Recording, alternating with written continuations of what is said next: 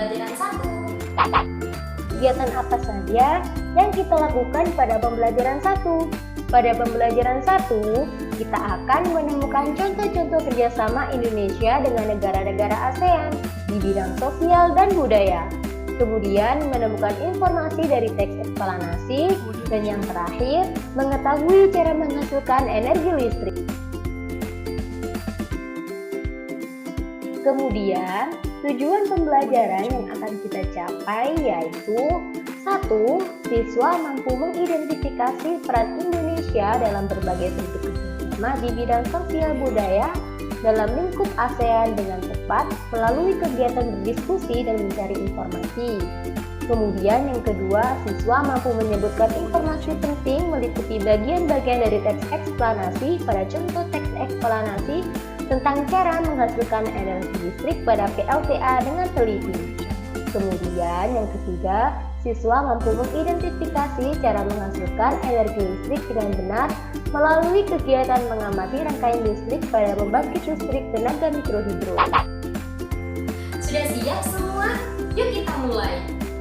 Sadar nggak sadar, hari ini kita hidup di era globalisasi. Teknologi sekarang semakin canggih. Kita dapat berpergian kemanapun dengan mudah. Bisa naik pesawat, bisa naik kapal, dan juga bisa naik kereta api. Selain itu, kita dapat belanja online. Jadi, kita tidak perlu lagi pergi ke supermarket untuk belanja. Semuanya dapat mudah kita lakukan karena kita hidup di era globalisasi. Anak-anak, ada yang tahu itu globalisasi? Globalisasi dapat diartikan dengan meluas dan membaurnya pengaruh kebudayaan dan ilmu pengetahuan ke seluruh penjuru dunia.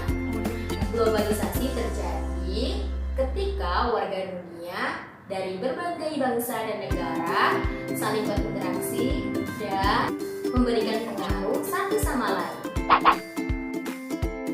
Nah, coba perhatikan gambar produk berikut ini. Bisakah kalian menerka negara mana yang memproduksinya?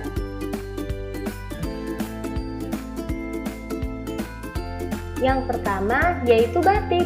Batik berasal dari Indonesia. Kemudian kaset berasal dari Turki. Selanjutnya boneka. Boneka berasal dari Tiongkok. Mobil berasal dari Jepang. Nah, jam tangan berasal dari Swiss. Dan yang terakhir, susu berasal dari Selandia Baru.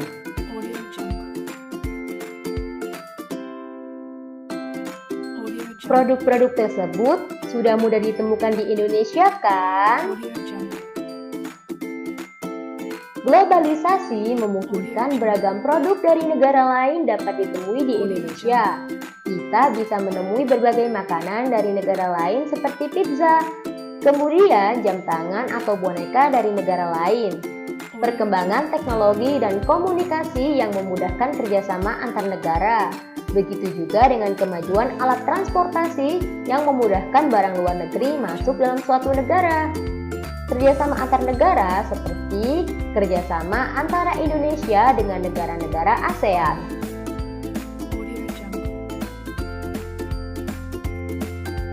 ASEAN memiliki kepanjangan yaitu Association of Southeast Asian Nations atau Perhimpunan Bangsa-Bangsa Asia Tenggara. ASEAN adalah organisasi kawasan yang mewadahi kerjasama 10 negara di Asia Tenggara. Nah, 10 negara tersebut yaitu yang pertama Indonesia, yang kedua Malaysia, yang ketiga Thailand, yang keempat Filipina, yang kelima Singapura, yang keenam Brunei Darussalam, yang ketujuh Vietnam, yang kedelapan Laos, yang kesembilan Myanmar, dan yang terakhir yaitu Kamboja.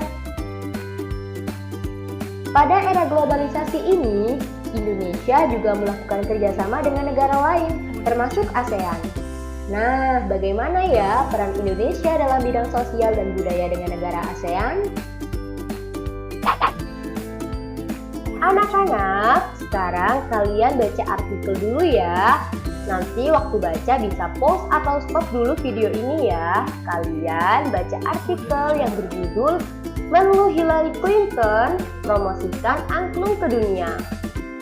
Artikel tersebut ada di buku tematik kelas 6 tema 4 halaman 3. Nanti kalau kalian sudah membaca bisa lanjutkan lagi videonya. Sudah baca semuanya kan? Nah, bagaimana bentuk kerjasama Indonesia dengan negara-negara Asia Tenggara di masa globalisasi ini? Yaitu bentuk kerjasama Indonesia dengan negara-negara Asia Tenggara, diantaranya kerjasama pertemuan Menteri Luar Negeri ASEAN. Nah, yang ada di artikel tadi yaitu pertemuan Menteri Luar Negeri ASEAN. Selanjutnya, bagaimana peran Indonesia dalam kerjasama tersebut? Nah, dalam pertemuan Menteri Luar Negeri ASEAN yang ke-44, Indonesia berperan sebagai tuan rumah. Seperti di artikel tadi, Indonesia menjadi tuan rumah.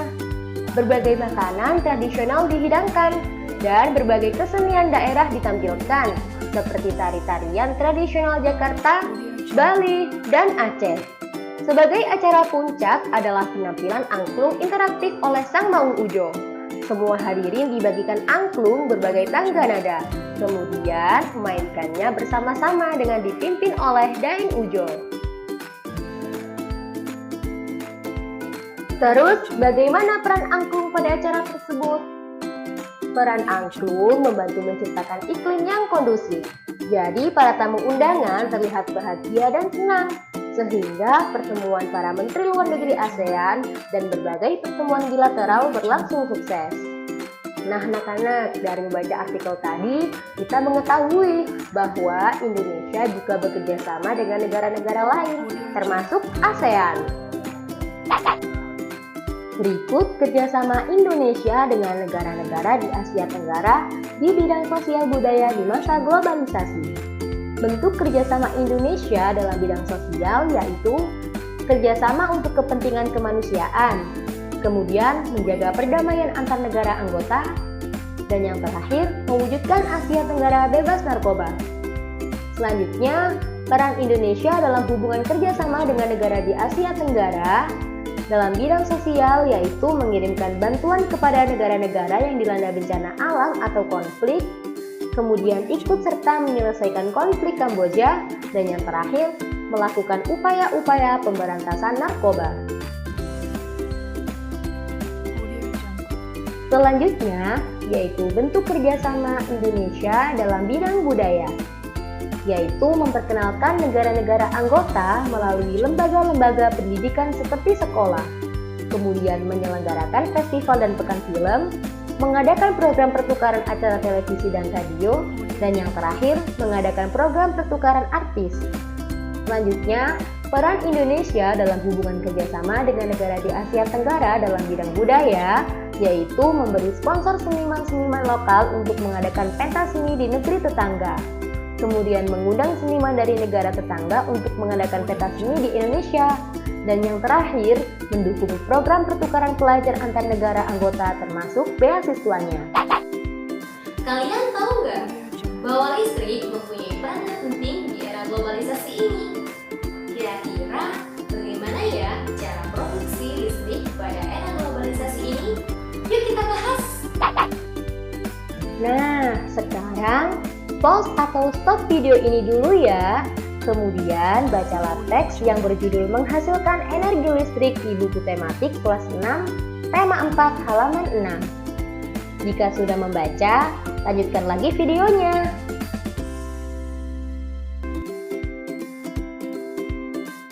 Semua sudah selesai membaca ya? Jika sudah selesai membaca, kalian harus bisa menuliskan informasi penting dari setiap paragraf dari teks yang sudah kalian baca tadi. Teks yang sudah kalian baca tadi merupakan jenis teks eksplanasi. Pada teks eksplanasi, paragraf pertama berisi topik masalah, paragraf kedua berisi deret penjelas, dan paragraf ketiga berisi kesimpulan dan pesan atau pendapat penulis. Nah, dari membaca teks cara menghasilkan energi listrik, kalian telah memahami tentang proses menghasilkan energi listrik dengan komponen-komponen utama pada pembangkit tersebut.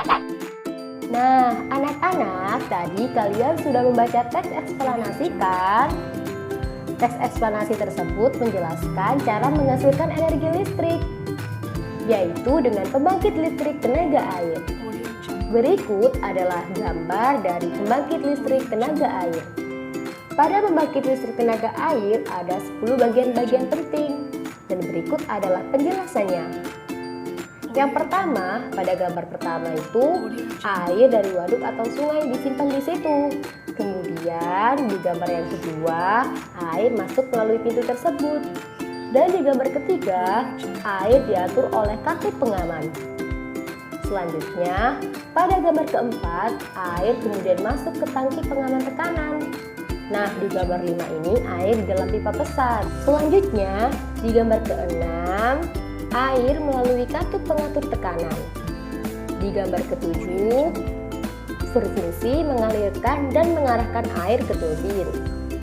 Selanjutnya di gambar ke-8, berfungsi untuk mendapatkan tekanan energi yang besar, energi potensial air kemudian menggerakkan turbin, energi gerak tersebut kemudian diubah menjadi energi listrik oleh generator. Pada gambar 9, energi listrik dari generator kemudian diatur kapasitas tegangannya dan dialirkan oleh transformer. Nah, yang terakhir pada gambar yang ke-10, energi listrik kemudian dibagikan ke konsumen oleh saluran transmisi. Nah, itu tadi penjelasan dari bagian-bagian penting pada pembangkit listrik tenaga air. Komponen utama pada semua pembangkit energi listrik adalah turbin dan generator. Turbin harus bergerak untuk menghasilkan energi gerak yang kemudian diubah menjadi energi listrik oleh generator. Energi penggerak turbin selain dari aliran air juga bisa didapat dari angin atau PLTA, panas bumi atau PLTU, dan sumber energi lainnya. Adakah sumber energi di daerahmu yang bisa digunakan sebagai pembangkit energi listrik? Biasanya, di daerah pedesaan yang belum terjangkau aliran listrik dari pemerintah, warga terkadang membuat pembangkit listrik secara mandiri dengan memanfaatkan aliran air dari sungai atau air terjun yang ada di daerahnya. Pembangkit tersebut tentunya menghasilkan energi listrik yang cukup untuk memenuhi kebutuhan listrik warga sekitar saja. Pembangkit listrik tersebut dinamakan pembangkit listrik tenaga mikrohidro yang memanfaatkan sumber energi alternatif dari aliran air yang ada di lingkungan sekitar. Yuk perhatikan gambar dari pembangkit listrik tenaga mikrohidro. Pada gambar pertama, air dalam jumlah tertentu dijatuhkan dari ketinggian tertentu. Pada gambar kedua, kincir yang ada pada turbin pembangkit listrik tenaga mikrohidro berputar karena arus air. Dan di gambar ketiga, putaran roda gerigi berfungsi untuk menaikkan atau menurunkan RPM motor generator. Kemudian gambar keempat, turbin menerima energi potensial air dan mengubahnya menjadi putaran atau energi mekanis. Putaran turbin akan dihubungkan dengan generator untuk menghasilkan energi listrik. Dan pada gambar kelima, setelah itu listrik bisa disalurkan melalui kabel dari pembangkit ke pelanggan. Itulah proses dihasilkan listrik dari pembangkit listrik tenaga mikrohidro. Alhamdulillah, belajar kita hari ini sudah selesai. Jangan lupa tetap semangat dan belajar ya di rumah.